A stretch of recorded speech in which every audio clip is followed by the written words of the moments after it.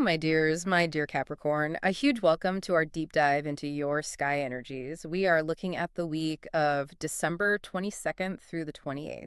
Hmm? It is Christmas week, yes, but for you, my sweeties, it's really a launch pad. It absolutely is. This is a momentous time. So our mission today is to unpack this incredible concentration of planetary power that's like setting up shop right in your sign and what it all means for you moving into 2026. Well, the solstice on the 21st, it wasn't just the start of Capricorn season. It actually kicked off what we call Cardinal Quadrant 4. Okay, Cardinal Quadrant 4, break that down for So us. cardinal signs Aries, Cancer, Libra, and you, Capricorn, they begin the seasons. This quadrant, it lasts for 3 months, and it's all about taking action, building new things, and really initiating new realities. So for the sea goat, this is go time. It is fundamentally go time. It's about application, determination, and stepping into a much more visible leadership role. Okay, let's unpack that. When we look at the sky this week, I mean, it's a powerhouse of energy right in your sign. This is not subtle, is it? Oh, not at all. It's a profound, concentrated cluster. And it's setting the stage for major changes, really, all the way through mid-January 2026. Wow. First up, the sun has just arrived. So that's like a giant spotlight directly on your personal goals, your visibility, your identity. That's the light switch being flipped. Exactly. But the real engine here, comes from Mars, the planet of action, of drive. And Mars is already there. It's already there. And here's the crucial part. Mars is exalted in Capricorn. Right, which means it's at its absolute best. It's operating at its highest quality. It brings this incredible energy, rigor, and focus to see big long-term projects all the way through. I love that high-quality determination. So the effort you put in is disciplined, not frantic. Just like, But, all that rigor could feel a bit serious, especially over the holidays. Where does the charm come in? the charm comes in right before Christmas. Hmm. Venus, the planet of relating, diplomacy, and, well, charm, she joins the party on December 24th. Okay, so you've got Sun, Mars, and Venus. A rare combination. And it's pointing toward powerful new beginnings, all focused on how you present yourself. It's like an invitation to activate your unique talents and just display your charisma to the max. So Mars brings the steel, the structure, the drive, and then Venus brings the polish. It's the ultimate combination for getting what you want without burning bridges. You've got the steel fist from Mars to firm up your boundaries. Which, let's be real, is so critical when family demands are ramping up. Yes. And Venus offers the velvet glove of diplomacy. You can be firm, but you can also be charming about it. You don't have to sacrifice your elegance to be robust. That is a powerful toolkit for Capricorn season. All right, let's pivot. Let's look at the weekly vibe checks. Even with all this power, there are always some frictions, right? Where does the resistance show up first? The initial friction, according to the sky indicators, comes from your communication sector. Right at the start of the week, Venus is being challenged by your traditional ruler, Saturn. And at the same time, the sun is making contact with Neptune's dreamy, sometimes deceptive energy. Okay, so this isn't about a big fight. It sounds more like a psychological slow drain. That's a great way to put it. It creates undercurrents. You might be in holiday gatherings and feel like people aren't being totally sincere, or their words just don't match their vibe. Neptune fogging things up. Exactly. You might leave a conversation feeling oddly depleted and not even know why.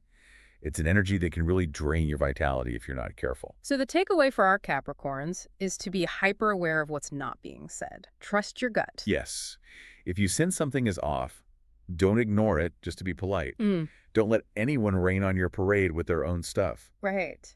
Now, thankfully, you have a huge anchor of positivity. The moon starts the week in your sign, and it's in a really positive opposition with Jupiter. And Jupiter's in your partnership sector. Yes, in Cancer. So that opposition helps keep your vibe high.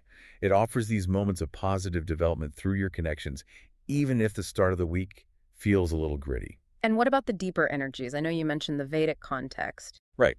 On December 22nd and 23rd, the moon is in the nakshatra called Shravana, Yeah, Shravana. which is all about listening and learning. It's about dealing with things that resurface from the past so you can finally heal them. So even as you're building this new future, the universe is asking you to, pause and listen to the past one last time. That feels very Capricorn. Yeah. Build, but make sure the foundation is solid. Totally. Now let's talk midweek, Christmas Day, December 25th. The moon's placement is highly stimulating. Oh. It's with Rahu, which brings intense emotional energy, and it moves into Shatabhishak. Shatabhishak, that sounds like a party waiting to happen. It can be. It sometimes points to over-the-top behavior. And because that Mars, Sun, and Venus cluster is lighting up your social sectors, Christmas Day will likely be very exciting. Lots of parties, celebrations. So the cosmic advice is enjoy the excitement, but maybe skip the third helping of dessert. Precisely. Yeah. Maintain that Capricorn self-control amidst all the fun. Channel the intensity into joy, not, overindulgence. Got it. Okay, my honey, let's shift our gaze. Let's talk about the long-term background effects, the deep healing stuff. Yes. So, connecting to the bigger picture, there are two major things happening. First is a square between Jupiter and Chiron. It was exact just before the week started, but it is highly active. And Jupiter is expansion, Chiron is the wounded healer. Correct. Jupiter is in your partnership sector, Cancer. Chiron is stirring up vulnerabilities from the past, maybe from childhood. A square usually means a challenge, but with these two, it sounds like a massive healing opportunity, especially for partnerships. That's exactly what it is. It's asking you to acknowledge that you don't have to carry the whole world on your shoulders. Jupiter brings protection and abundance to your alliances, but you have to be vulnerable first. you have to be willing to expose the old wounds, the things that keep you guarded. You might need to just say to a trusted partner, hey, I need help here, or this memory still bothers me. It's about moving from wounded self-reliant to supported abundance. That is huge for a Capricorn. That's a real work. Yeah, it is. And while that's happening, we also have a major self-worth check going on in the background. Okay. The Capricorn cluster sun, Mars, Venus, is squaring the asteroid Ceres. Ceres the nurturer. Yes. And Ceres is, in Aries, the sign of self-contained action. So this square creates a tension between the Capricorn drive for status and approval from elders and your own internal need for genuine care. So it's external validation versus internal integrity. You mentioned power play care before. Let's really dive into that. I think a lot of Capricorns do that without even realizing it. Power play care is basically performing success to earn love. It's that belief that if I'm successful enough or rich enough or just indispensable, then they'll finally care for me. Oh, that hits hard. This square is forcing you to ask if your ambition comes from a place of healthy self-worth or from that need for validation. Give us a concrete example. My dear listener needs to know how to spot this. Okay, think about the holiday dinner. If you find yourself overworking, canceling plans for rest, just because you need to present this perfect image of success to everyone, that's power play care speaking. Right. The test this week is to pause and assess your own unique definition of self-respect. If an interaction with family is triggering, the way out is to choose yourself. Take an action that aligns with your true worth, even if it disappoints someone else. That is so powerful. It's a shift from external validation to internal validation. That's the whole lesson of the season, really. It is. And as we move to the weekend, we get a final energetic peak on Saturday the 28th. With the quarter moon. And quarter moons are always tense. They demand action. And this one might bring up some friction if your new personal desires clash with someone close, like family or a spouse. More tension. It really feels like the weekly lesson is just boundaries, boundaries, boundaries. Absolutely. Sometimes setting your intentions means you have to be single-minded. And this is where you use that assertive Mars energy in your sign to define what you will and will not accept without guilt. And I have to say it, be sure to follow your rising sign, my sweeties. It is so important. These placements we're talking about, especially that Mars-Sun-Venus cluster, they often show up most clearly for the ascendant.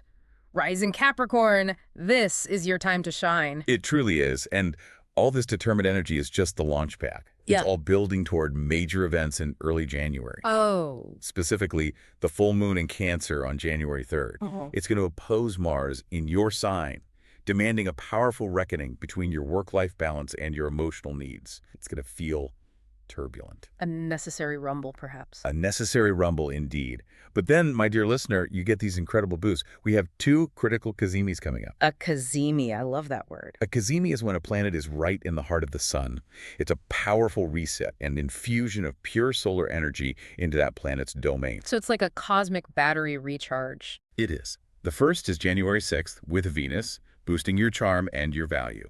The second is January 9th with Mars, which will supercharge your drive and leadership all the way into early 2026. This week is just you building the foundation to receive all that energy. So what does this all mean? What's our final thought to carry us through this incredibly potent week? Look, this kind of alignment of the Sun, Mars, and Venus in your sign is incredibly rare. Yeah. It's all about you. Use this planetary support to define your absolute non-negotiable worth and move into 2026 with determined charm. Determined charm. I love that. Tell us, my sugars, which new non-negotiable standard are you setting for yourself this week? Let us know below. We really do love seeing how all this magnificent sky energy shows up for you. Your determination is supported. Use it wisely. All right, if you want to know what the stars have in store for the rest of the zodiac, stick around because next up we're diving into Aquarius.